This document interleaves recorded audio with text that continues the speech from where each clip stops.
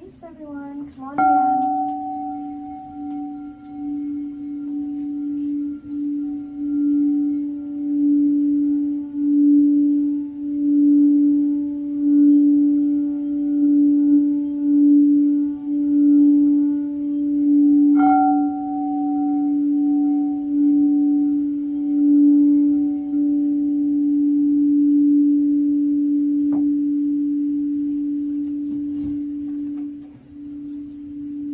That feels so good.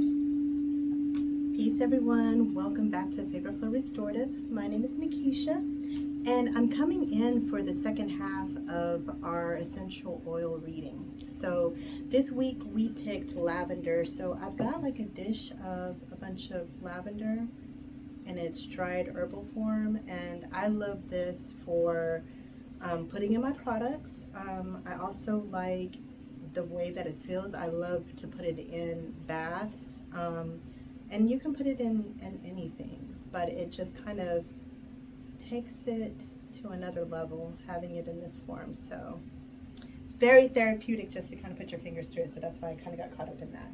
So let's talk about what today's session is about. So it is about lavender. We talked about some of the uses for it, so like for stress and for anxiety.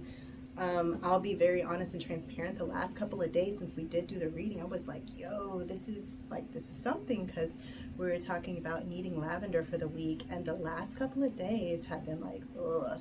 And I have been releasing people, places, and things, and so with that comes grief.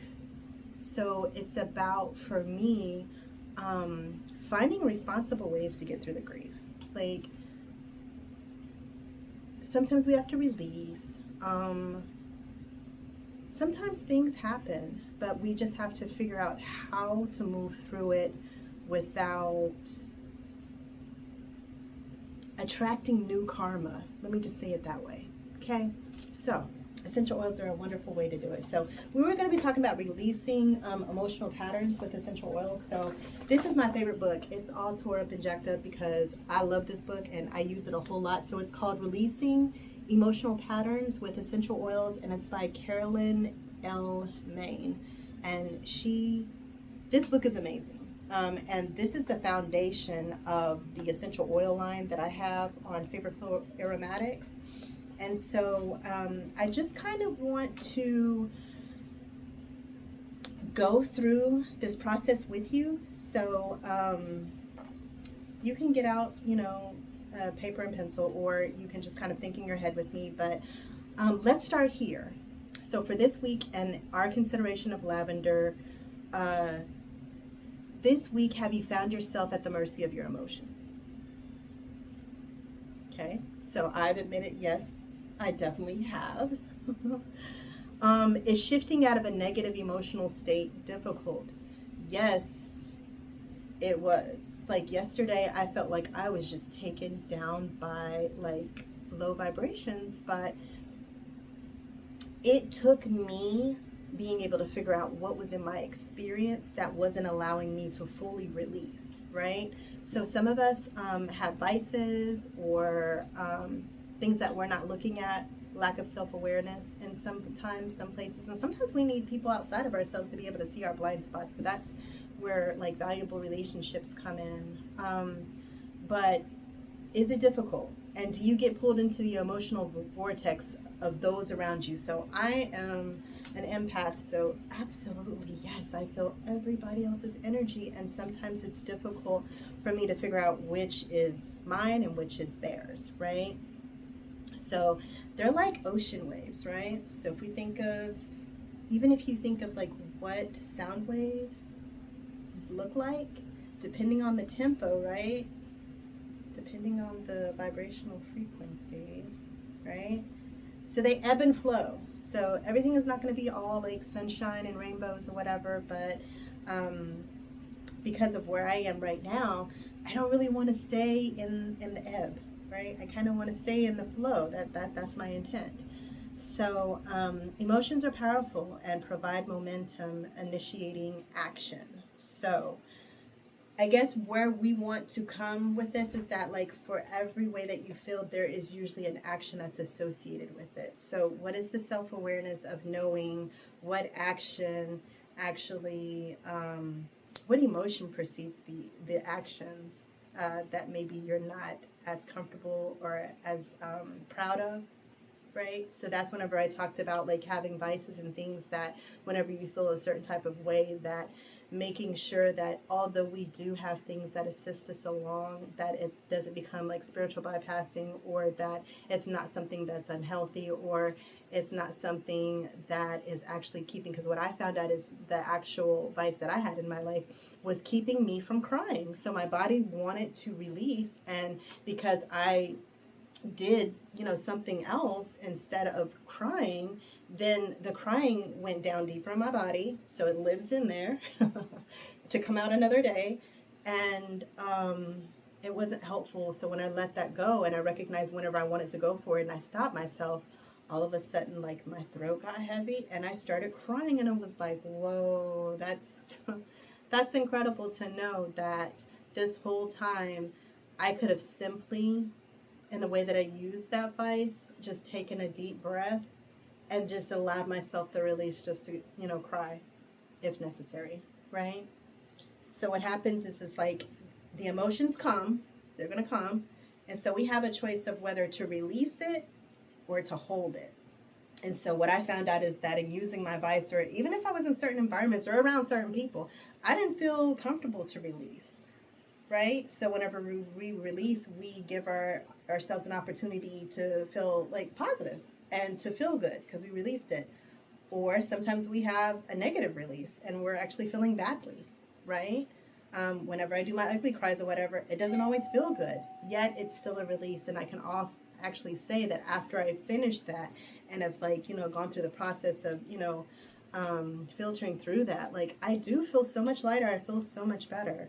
And then there's like the hold, right? So if I don't cry, if I don't have the ultimate release, then it redirects itself, right? And so now it can channel into a positive expression. So remember I was talking about like the artwork that I did, and I journaled, and I was just like, okay, so I did hold it, I didn't cry, but maybe I channeled it into an art inspired activity, right? Or you can just hold the stuff in, and then the energy is blocked, and then it can create like dis-ease, whether it's pain, tension, illness, right? And that can be emotional or physical, right? So that's the reason why we're having this conversation, because I believe in the essential oils. It's power. It's some powerful stuff. Like, herbs are powerful things, and I love essential oils because they've just worked through me, through the anxiety and depression that I've experienced in my lifetime.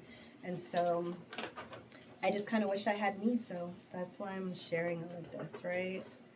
So in order to clear the emotional pattern, so we're talking about lavender. So first we needed to understand the emotional pattern. Like, what precedes when I feel this way, and then what comes after, right? Recognizing the problem, taking accountability, and then being willing and ready to change, because with self-awareness, after that should come self-management.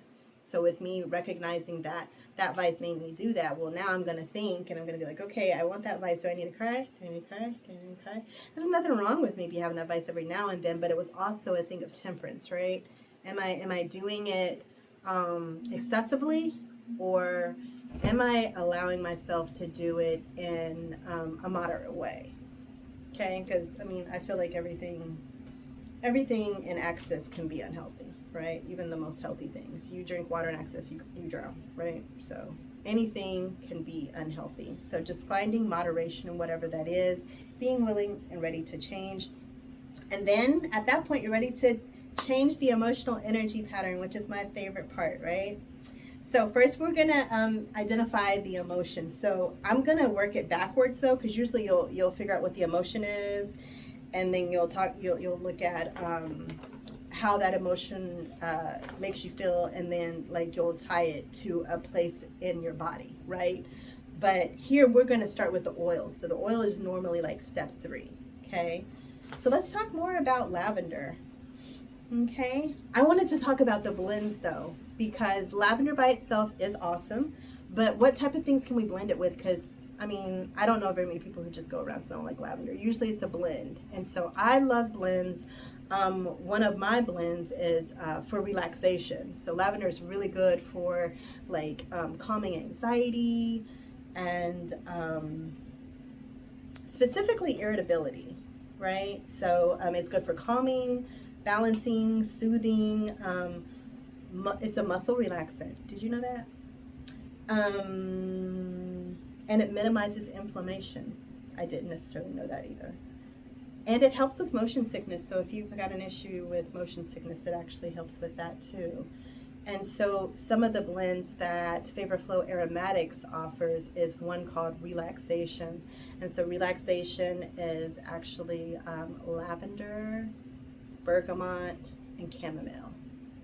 And I love even just putting the herbs in the sprays and the oils, because then it just gets that it just takes all of the essence from the herbs and just like infuses, and so like the longer it sits, the more potent it is. It's amazing, right? So relaxation is one. There's another one called Smudge Stick. That's like my most popular product, and what it does is the intention is to clear the energy. So it also has lavender. It has lavender, patchouli, myrrh,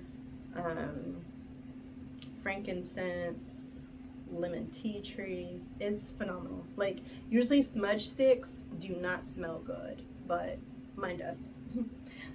I take pride in making sure all of the blends smell good. So we had to put something in there, and it works. It works.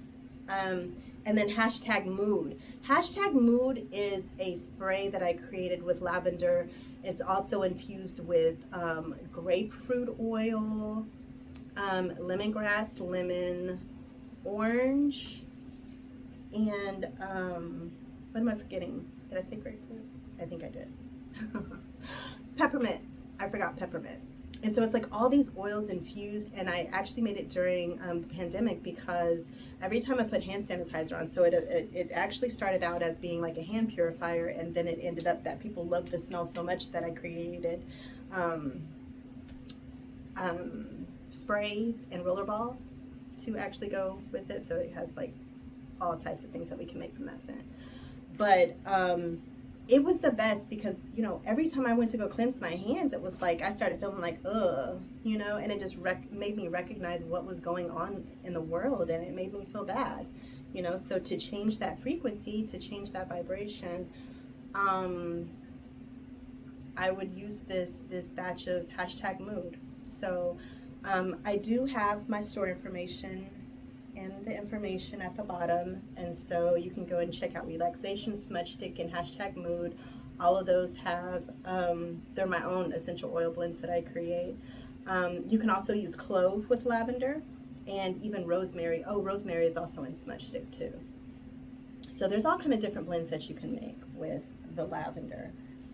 Okay, so uses: it can be dried and used in tea for the same reasons or whatever. It'll have the same effect.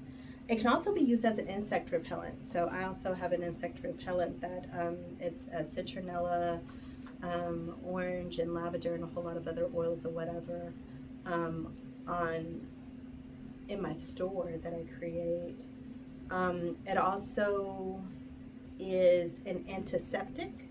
It induces sleep. It can also be a repellent of moths in the home. I don't usually see a whole lot of moths in my home, but if you don't like moths, that's a good way. Maybe like, I wonder if you like burn a lavender candle. Would that help? And then if you're interested in having it be a repellent of moths, you can use it with patchouli, cedarwood, hyssop, and peppermint and spearmint, and you just put it on a sachet and then kind of have it somewhere in there. So I guess it's not really a candle, it's like you just have it on a sachet. So all right, what else do we have? Okay, so let's go in deeper. Ready to go deeper? Okay, so let's talk about the emotional patterns. So I know that I mentioned irritability, depression, anxiety. Okay, so let's look at that deeper. So what I did is I went into my favorite book, and I also have this one is the meditation journal. It's in my store too. It's the meditation journal that doesn't have the aromatherapy in it, but I also have a journal in here that is called My Aromatic Meditational Journal. And so what that book does is it has like an appendix of like all of the aromatherapy, well, all of the essential oils. And then it also has an appendix of many of the emotions that we feel that resonate, that tend to come up the most. And so whenever you're feeling any type of way, you can go and get the journal. And what it does is it allows you to, there's meditations and mantras in here.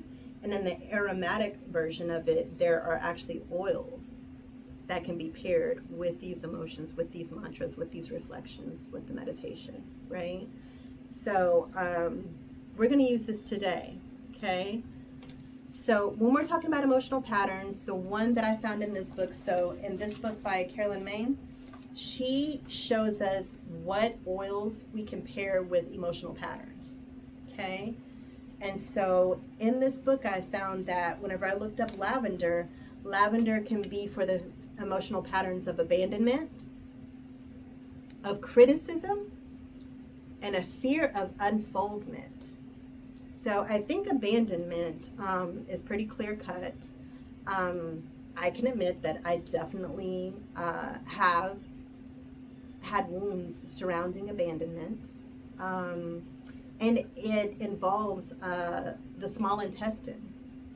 And so even this week being called to fast, clearing out that energy. It's all connected. It's all energy, but sometimes specific energy is collected in certain places within our body. So that's why it's so important to be in touch with what's going on in your body. Like, listen to it. Let it speak to you, please. That's why I love meditation so much, is that usually becomes like, I don't know, I have a busy mind, and so whenever I meditate, it seems to be the time where my body is like, oh, she's meditating, let's tell her all this other stuff or whatever, right? Because I don't really make time during the day, unless I'm meditating during the day, to really pay attention to those things, you know. But usually, like, if there's something that is out of alignment, I can feel it in my body during the day. But to really tune in, like, I suggest, you know, doing meditation. And there's, you know, guided meditations. I have some, or please find some, okay? Another emotional pattern can be criticism, and it lies in the skin. So you can actually experience, like, skin blemishes if you're holding on to criticism. So I know that, like, we're in, like, you know, Virgo season, and Virgos tend to be, you know, I got one as a daughter, and they tend to be perfectionists. So I recognize that, you know, sometimes, and even with my own, you know, I tend to be a cusp or whatever. And so looking at, you know, are we self-critical, or are we defensive of criticism of others? And so that lies in the skin, okay? So if you see some skin blemishes or whatever, check in. Like, is this a thing? Okay. And the last one that they talked about was called fear of unfoldment. And so it's like, unfoldment, what does that even mean, right? So when I looked it up, it's about opening ourselves to happiness beyond anything we can get through, as far as, like, worldly desires. So I can definitely admit and be transparent that, like, this is probably what it was, because I feel like I dealt with the other issues, but the fear of unfoldment, to open ourselves to happiness that is way beyond anything that we could imagine. And did I really believe that that could happen, you know? Because it just seemed like every time I was there, it was just like, you know, kind of like a what goes up must come down type of thing. But that was internal. And so let's look deeply into that. So, you know, we were talking about abandonment is tied to the small intestine, and criticism is tied to the skin. Check this out. Fear of unfoldment is it's attached to what they call the raphe nucleus, which is the amygdala in the brain, right? So it's a group of cell clusters in the brain stem that contains basically our central nervous system. Okay, so it controls like sleep, appetite, mood, and your stress responses. Okay, so I really want to take this and like use it like a microphone. Put that out the way. I know that's blocking me. So it's responsible for producing serotonin, which is like, you know, the feel-good hormone. So the neurons are there to assist with regulating pain, facilitating, basically it's a way of facilitating fear through the pathway that it takes, right? But it's through conditioning. So some of us have experienced fear that has been conditioned through like memories. And what happens is the amygdala associates like your fears, emotions, and motivations, or your motivators. But sometimes we're blocked because it's conditioned. And so it really takes, you know, doing the work to be able to find where is that. And what I've been able to do lately is like, it's been all inner child, all of it. It's all been inner child. I just got to figure out what age I got to go to and go back and be like, okay, so this age was connected with this, you know, that's how I was able to, you know, relieve like the abandonment issues in me, you know, and the criticism, you know, because that's what took me so long to like, you know, continue this channel. It was like, what are they going to say? Now, art of not getting F, right? But now it's this fear of unfoldment. Like now I woke up in the world is infinite possibilities, but what's going on in my amygdala? And how can, you know, working with lavender and with the essential oils assist with that, right? So I just thought that was interesting. I wanted to share that with you. So what we're going to do is we're going to end off with the journal. So as we're working with the herbs and the essential oils, the mantra for lavender is, I embrace all of life's experiences. I embrace all of life's experiences.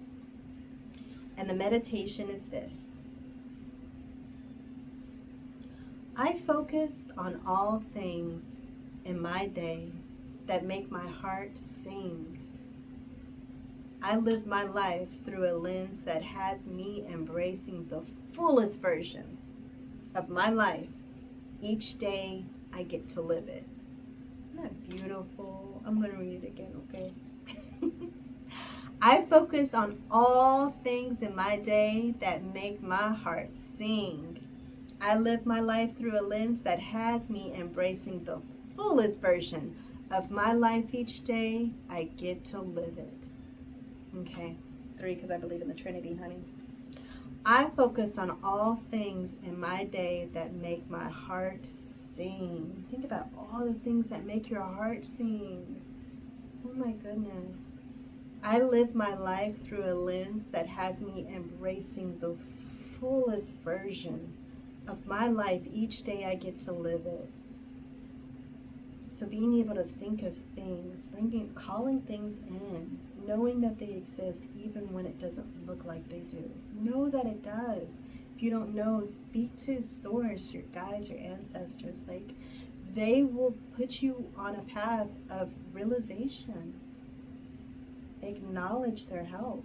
That's what I had to do, is be like, we know, but you gotta ask for it, right? So, mother, father, ask. So, the mantra that we leave with then is, today I release the fear of abandonment. I embrace connection and oneness. I embrace connection and oneness. Okay?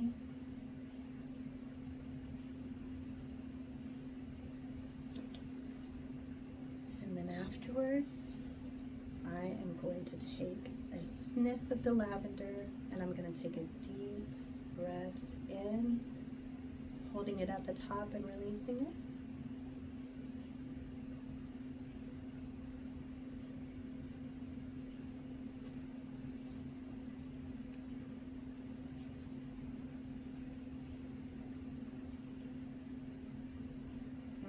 That feels good. Okay, so thank you so much for joining us on our essential oil reading of the week about lavender. I hope that you really feel as though this was really helpful to be able to get through the week and to be able to use lavender as a conduit to become art inspired and, you know, be able to release the emotions and patterns that may be keeping you stuck, or just to enjoy lavender as an herb and as an oil. Whatever your intent is, may it be blessed. Thank you so much for joining. Again, this is FavorFlow Restorative.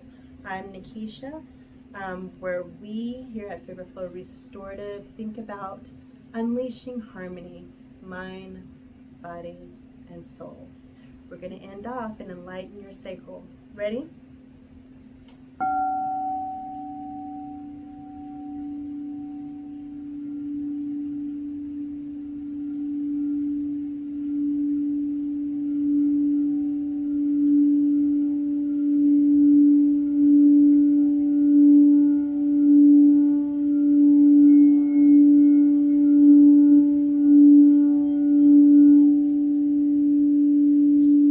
Don't forget to like, share, subscribe, and I'll see you on the next episode.